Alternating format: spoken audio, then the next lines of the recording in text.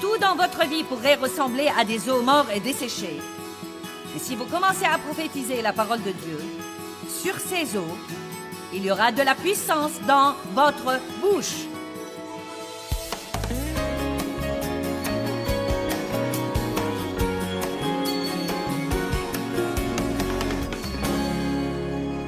Eh bien, vous devez vous débarrasser du mélange dans vos vies. Le livre de Jacques dit « Par la même bouche, nous bénissons Dieu et nous maudissons les hommes. » Eh bien, je veux que mes paroles soient puissantes quand je vous parle.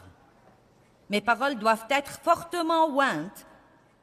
Si je m'attends à ce que vous vous asseyez là et que vous m'écoutiez, et même que vous reveniez plusieurs fois, et que vous regardiez l'émission de télé jour après jour, mes paroles doivent être ointes.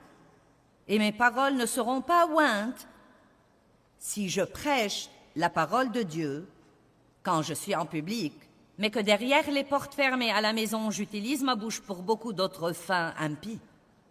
Donc je vous implore aujourd'hui de prendre ceci au sérieux, car Dieu a besoin de vous, il veut vous utiliser, il veut également accroître l'onction, la puissance du Saint-Esprit sur votre vie, mais vous devez coopérer avec lui.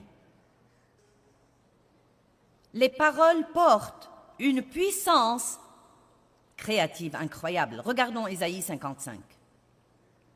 Ésaïe 55, 10 et 11. « Car comme la pluie et la neige descendent des cieux et n'y retournent pas, mais arrosent la terre et la font produire et germer et donner de la semence au semeur et du pain à celui qui mange. Pensez donc à la pluie et à la neige. Elles descendent du ciel, elles arrosent la terre, et c'est précisément ce qui fait que cette semence germe et qu'elle produise du bon fruit.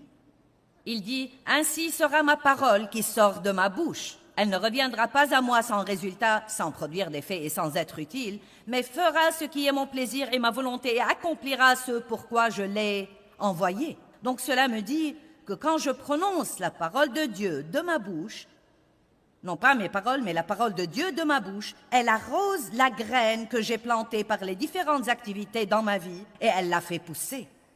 Par exemple, si vous allez payer la dîme et donner avec diligence, faites attention à la façon dont vous parlez de vos finances. Si vous avez planté une graine dans la terre du royaume de Dieu, alors ne la tuez pas en disant des choses négatives sur votre futur financier. Je ne m'acquitterai jamais de mes dettes, je n'ai jamais assez d'argent, je ne peux rien me permettre. Non, dites, je paye la dîme et je donne, et Dieu s'occupe de mes besoins.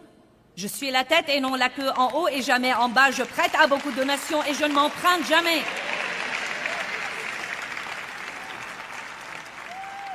Vous pouvez croire que c'est impossible si c'est ce que vous voulez croire, mais je sais que c'est possible. J'ai ici une liste de confessions que j'ai faites en 1977 avant d'avoir jamais entendu quelqu'un prêcher ceci. J'étais une personne très négative et Dieu m'a dit d'arrêter d'être négative. Et 6 mois plus tard, j'ai dit, j'ai arrêté d'être négative, mais rien n'a changé. Et il m'a dit, tu n'as pas encore commencé à dire des choses positives. Il ne suffit pas de se taire, vous devez dire ce qu'il faut. Amen. Donc, personne ne m'a jamais enseigné ceci. Je n'ai jamais lu un livre là-dessus et Dieu m'a fait faire une liste de confessions. J'appuyais tout ce que j'allais dire sur des versets de la Bible et je commençais à le confesser à haute voix 2 fois par jour.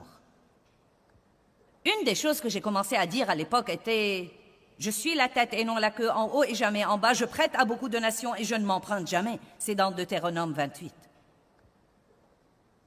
Et chose étonnante, chose étonnante, chose étonnante, chose étonnante, Dieu nous a donné ce ministère mondial où nous prêchons aux 2/3 du monde par la télé, avec des travaux sociaux dans le monde entier, des bureaux dans 18 pays différents, sans jamais avoir payé un seul sou d'intérêt. Tout ce que nous avons acheté, nous l'avons en fait payé au comptant.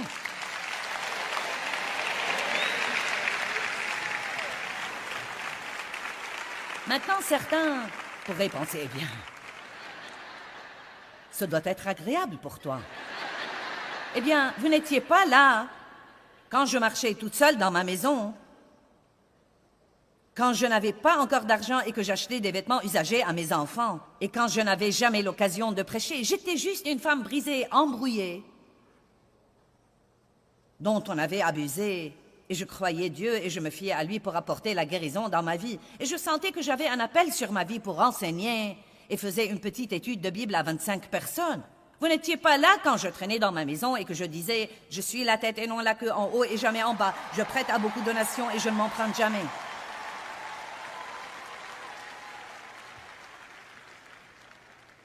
Je ne peux même pas imaginer l'argent que nous avons investi dans le travail du royaume par Dieu qui nous a donné la sagesse d'épargner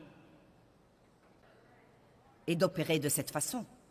Et je ne dis pas que c'est faux de le faire d'une autre façon, je vous dis que je crois que c'est le fruit de toutes ces années de confesser ce verset. Parmi les choses que j'avais sur ma liste de confession quand mes enfants étaient petits, non mais c'était quand j'ai commencé à confesser ces choses, aucune d'elles n'était vraie. Aucune d'elles. Et je me sentais idiote. Tout le monde m'aime et j'aime tout le monde. Les gens ne me supportaient pas et je ne les aimais pas non plus.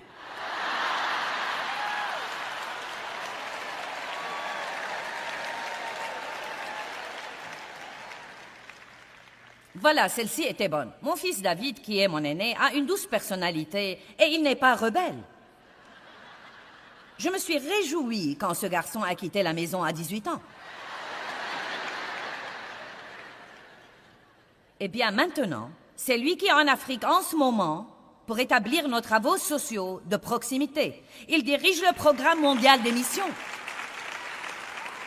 Vous devez faire attention à ce que vous dites à propos de vos enfants. « Oh, tu n'arriveras jamais à rien, tu ne sais rien faire comme il faut. Arrêtez ça, arrêtez ça, arrêtez ça, arrêtez ça. » Ne regardez jamais un de vos enfants pour lui dire « Tu es un mauvais garçon. » Dites plutôt « Ce que tu as fait était mauvais, mais tu es bon. » Tu es vraiment bon, tu es plein de bonnes choses. Dites à vos enfants, vous pouvez tout faire par Christ qui vous fortifie. Apprenez-leur qu'ils ne devraient pas se comparer aux autres, quoi qu'il arrive, qu'ils ne sont pas comme tout le monde et qu'ils ont des capacités de Dieu.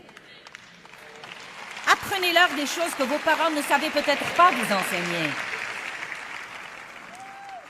Ma fille Laura était ici hier soir. Ma fille Laura opère dans la sainte sagesse et la discipline et elle est pleine d'énergie. Elle était la fille la plus paresseuse, la plus débraillée.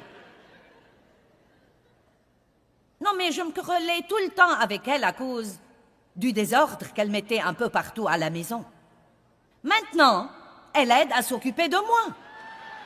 Commencez à dire de bonnes choses à propos de vos enfants, même quand ceci ne s'est pas encore matérialisé. Vous pouvez appeler les choses qui n'existent pas comme si elles existaient. Nous servons un Dieu qui parle des choses qui n'existent pas comme si elles existaient.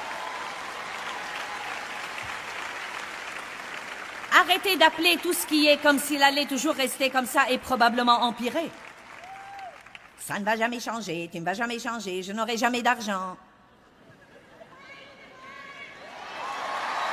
J'essaye de le faire, sœur. J'espère que vous puissiez voir ce que je vois dans mon esprit pour vous. Mais c'est quelque chose et vous devez faire systématiquement. Vous devez le faire encore et encore et encore et encore et encore. Dave et moi faisons toujours ça. Dave a un livre qui est toute une liste de confessions qu'il confesse tous les jours sur lui, sur notre famille, sur notre ministère, sur les partenaires de notre ministère. Nous confessons de bonnes choses sur vous pendant que nous vous apprenons à faire ça vous-même. Croyez-moi, celle-là est vraiment spéciale pour moi, car je voulais tellement que quelqu'un vienne me demander de prêcher quelque part. Et je faisais cette petite étude de Bible à 25 personnes. Et une de mes confessions était « Je reçois des engagements pour prêcher en personne, par téléphone et ou par courrier tous les jours. » Et maintenant, c'est une réalité.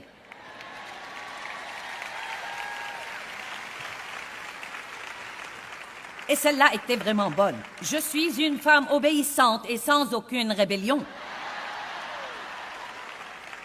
Dave était vraiment content quand j'ai commencé à confesser ça. Oh mince alors, j'avais une bouche qui ne renonce jamais. Aucun homme n'allait me dire que faire, pas question, pas moyen. Ensuite, j'ai vu dans la Bible ce verset de « Femmes, soyez soumises à vos maris ».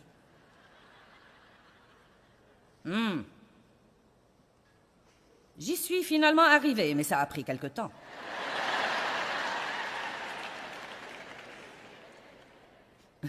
Une de mes confessions était « Je suis enseignante de la parole de Dieu ». Ça alors, ça me rappelle tant de... Si seulement vous saviez la condition dans laquelle j'étais quand j'ai commencé à faire ça.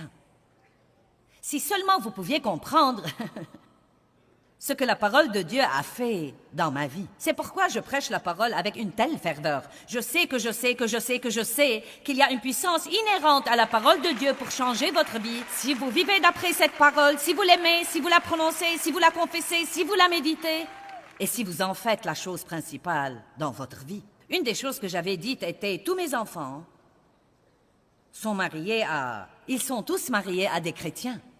Et maintenant, ils sont tous mariés à des chrétiens. Le Seigneur soit loué, la parole travaille. Ma parole qui sort de ma bouche ne reviendra pas sans résultat, mais elle accomplira ce pourquoi je l'ai envoyée. Je me le dis chaque fois que je sors prêcher une série de messages. Je crois que la parole que je dis accomplira quelque chose dans vos vies. Je plante la parole dans la terre de vos cœurs et je suis sûre qu'elle ne reviendra pas sans résultat. Vous grandirez et vous changerez et vos vies seront meilleures et Dieu recevra de vous plus de gloire. Prophétisez sur votre futur. Il y a beaucoup de versets étonnants. Ésaïe 46, verset 10. Dès le commencement, j'annonce la fin.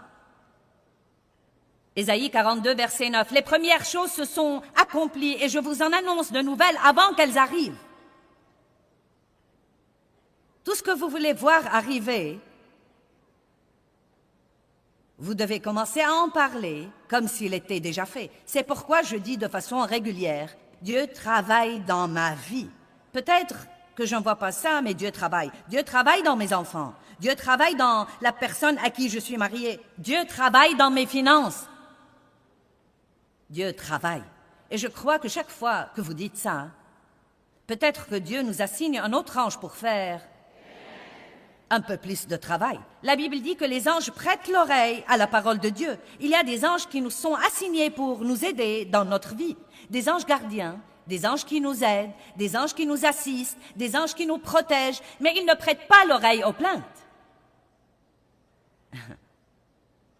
Allez, vos anges sont si ennuyés, ils ne savent quoi faire, faites-les travailler.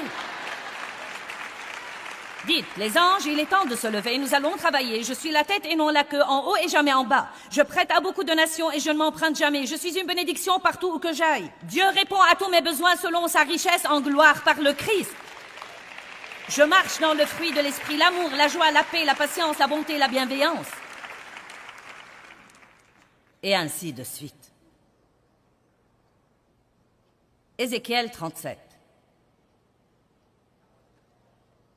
Il y a un petit feu qui s'allume dans vos entrailles en ce moment, je le sais.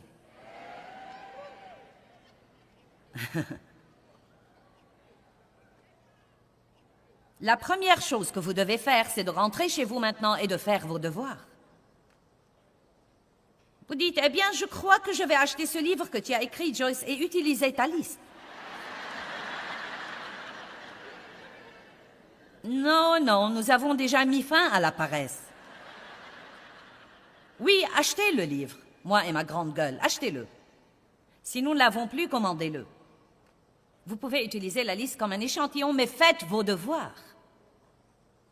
Notez les choses dont vous savez que vous avez besoin, les choses que vous voulez voir changer dans votre vie et dans votre famille. Ajoutez-y un verset et confessez la parole. La main du Seigneur fut sur moi, chapitre 37, verset 1. Et il me fit sortir par l'Esprit du Seigneur et me déposa au milieu de la vallée et elle était pleine d'ossements.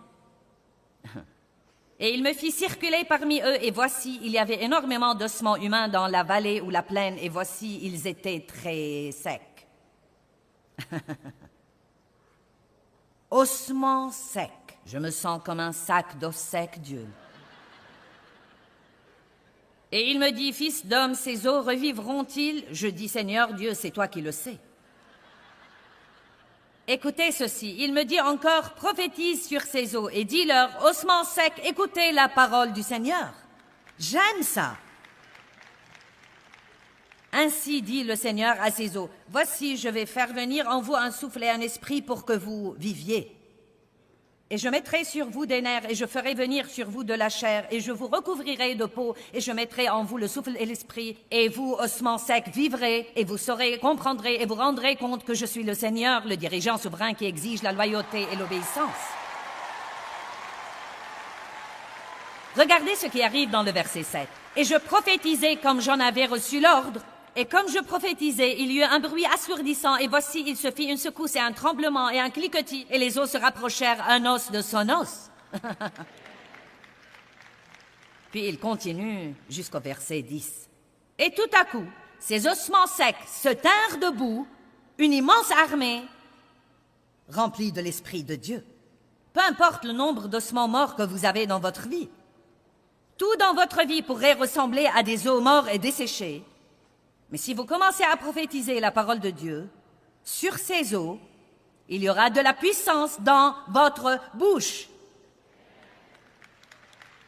Amen. Donc, vous pouvez affecter votre futur de la façon dont vous parlez de vous-même. Vous pouvez affecter votre futur de la façon dont vous parlez de votre futur. La façon dont vous parlez quand vous avez des ennuis, quand vous avez des épreuves et des problèmes, a beaucoup à voir avec votre futur. À l'approche du temps de la crucifixion du Messie, Jésus a dit à ses disciples, c'est rapporté dans Jean 14, « Le temps dont je vous ai parlé est proche. » Et il leur a dit, « Je ne parlerai plus guère avec vous. » Je crois que c'est intéressant. C'est Jean 14, verset 30. « Je ne parlerai plus guère avec vous. » Pourquoi dirait-il quelque chose comme ça? Ésaïe chapitre 53, il dit « Comme un agneau traîné à l'abattoir, il n'ouvre pas la bouche. » Qu'est-ce que cela veut dire? Je ne l'ai jamais compris jusqu'à ce que j'ai compris Ésaïe. Même Jésus, quand il était dans un temps de douleur intense, a choisi de ne pas ouvrir sa bouche. Vous savez pourquoi? Parce que beaucoup de fois quand nous souffrons, si jamais nous ouvrons la bouche, nous risquons de dire ce qu'il ne faut pas. Ne faites donc pas ce que vous faites normalement. Dès que vous avez un problème, vous courez au téléphone. Tu ne vas vraiment pas croire ça. C'est arrivé encore une fois. Tu sais quoi, chaque fois que je gagne un sou, le diable me le prend. J'en ai assez, j'en ai assez, j'en ai assez. Je déteste ma vie. Ma belle, que devrais-je faire à ton avis?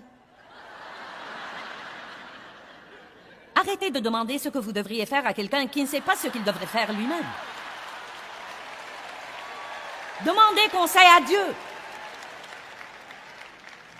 Eh bien, je vais fermer ma bouche et ne rien dire à moins de dire quelque chose de bien. Décidez d'être silencieux parfois. Amen. Et n'est-ce pas que quand nous avons des ennuis, nous voulons juste le raconter, en parler. Non, mais si je vous disais, aujourd'hui, je vais m'attarder après la réunion et vous pouvez venir me raconter vos ennuis. Oh mon Dieu! Je me demande combien ce serait sage de dire, tu sais quoi, Joyce? Je n'ai rien à dire, je vais te laisser t'en aller et rentrer chez toi. Je suis bénie. Wouh! Ce serait merveilleux. Eh bien, une autre chose qui affecte votre futur, c'est de tenir parole. Si nous voulons être des gens de la parole, nous devons croire la parole, dire la parole, et nous devons tenir parole comme Dieu tient parole. Si vous dites à quelqu'un que vous allez l'appeler demain, appelez-le. Et si vous ne pouvez pas l'appeler demain, demandez à quelqu'un de lui dire que vous ne pouvez pas l'appeler. Et si vous ne pouvez rien faire de ça, appelez-le dès que vous pouvez l'appeler et dites-lui pourquoi vous ne l'avez pas appelé à l'heure. Si vous dites que vous allez faire quelque chose, faites-le. Tenez parole. Tenez vos engagements.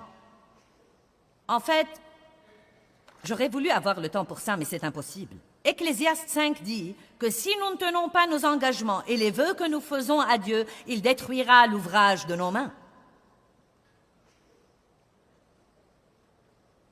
C'est si important. Et aujourd'hui, il est si difficile de trouver des gens qui font ce qu'ils vous disent qu'ils vont faire. Combien d'entre vous se rendent compte que cela devient un grand problème? Eh bien, cela ne doit pas être un problème pour nous. Nos paroles affectent aussi le futur de nos relations. Beaucoup de personnes sont divorcées aujourd'hui simplement à cause de mauvaises paroles prononcées ou de bonnes paroles non prononcées. Écoutez-moi bien, si votre mariage traverse une période difficile maintenant, je crois que si vous rentrez à la maison et que parfois vous commencez à dire les choses qu'il faut, vous verrez la situation changer. Applaudissez plus fort que ça, je ne veux pas rester ici longtemps.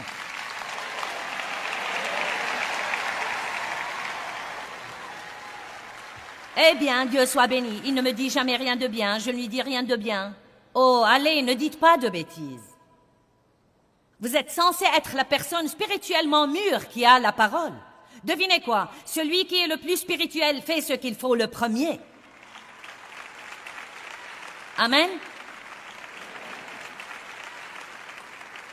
Ravalez votre fierté. Commencez à trouver des choses positives à dire. Quand il n'y a que vous à la maison, marchez dans votre maison et dites « Je bénis cette maison au nom de Jésus-Christ ». Je donne un coup de pied au démon des querelles. Nous n'allons plus avoir de conflits et de querelles et de disputes dans cette maison. C'est une maison de paix. Continuez à faire ça. Ne laissez pas le diable vous voler votre famille.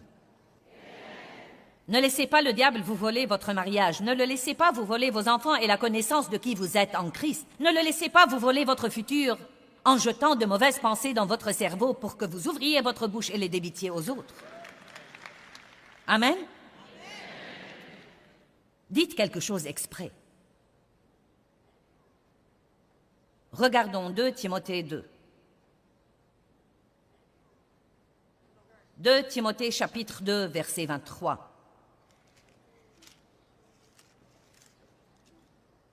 Mais repousse, ferme ta pensée contre, et je vais ajouter, ferme ta bouche contre. N'aie rien à faire avec les controverses vaines, mal informées, peu édifiantes, stupides sur des questions d'ignorants, car tu sais qu'elles font naître des conflits et engendrent des querelles. Ça me surprend de repenser aux choses à propos desquelles nous nous disputions, Dave et moi. Non, mais les trucs les plus stupides. Quel acteur est passé à la télé? Vous avez écouté mes histoires. Dave croyait que tout le monde était Henry Fonda et cela m'exaspérait. Ce n'est pas Henry Fonda. Certains ne savent pas qui est Henry Fonda, mais vous comprenez. Ou quand je lui donne des indications, dire à un homme quel chemin emprunter pour aller quelque part est complètement inutile. Non, mais c'est comme... Non, mais je disais... Eh bien, où vas-tu? Nous sommes censés aller à la quincaillerie. Je vais à la quincaillerie. Non, tu n'y vas pas. Comment tu t'attends à y arriver par là? Allez, mesdames, apprenez ça. J'ai finalement arrêté ça et je suis toujours mariée. Je suis mariée depuis 45 ans. Amen. Et vous savez quoi? Je ne peux même pas me rappeler la dernière fois où je me suis querellée avec Dave. Et si vous saviez d'où je suis venue, vous vous lèveriez et vous crierez « C'est un miracle !»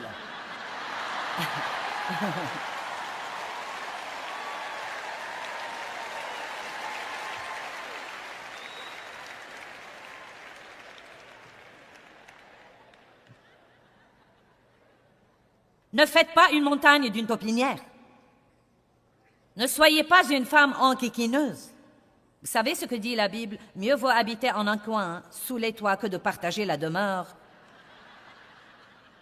d'une femme querelleuse.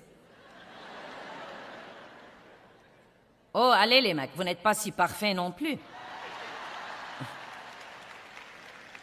Eh bien, j'espère et je prie que le Seigneur touche vraiment votre vie, votre esprit, pour comprendre à quel point vos paroles sont importantes. Vous n'allez pas partir d'ici et ne jamais faire d'erreur. Mais quand vous faites une erreur, dites « Dieu envoie cet ange pour purifier mes lèvres. Donne-moi un nouveau départ. » Quand vous dites quelque chose de mauvais à quelqu'un, excusez-vous auprès de lui. Ayez assez de maturité spirituelle pour dire « Je n'aurais pas dû dire ça, je n'aurais pas dû parler comme ça, veux-tu me pardonner ?» Donnez toujours le bon exemple aux autres. Sortons dans le monde et soyons des lumières brillantes brillant pour le Seigneur, dans un endroit obscur. Levons-nous tous. Eh bien, Dieu nous dit dans Jérémie chapitre 29, verset 11, « Je connais les projets que j'ai pour vous. » Mais est-ce que vous connaissez les plans qu'il a pour vous? Est-ce que vous croyez que Dieu a de bons plans pour vous? Vous savez confesser la parole à haute voix et vous accorder avec le plan de Dieu pour votre vie, avec vos paroles, fera dans votre vie les changements les plus étonnants que vous ayez jamais vus.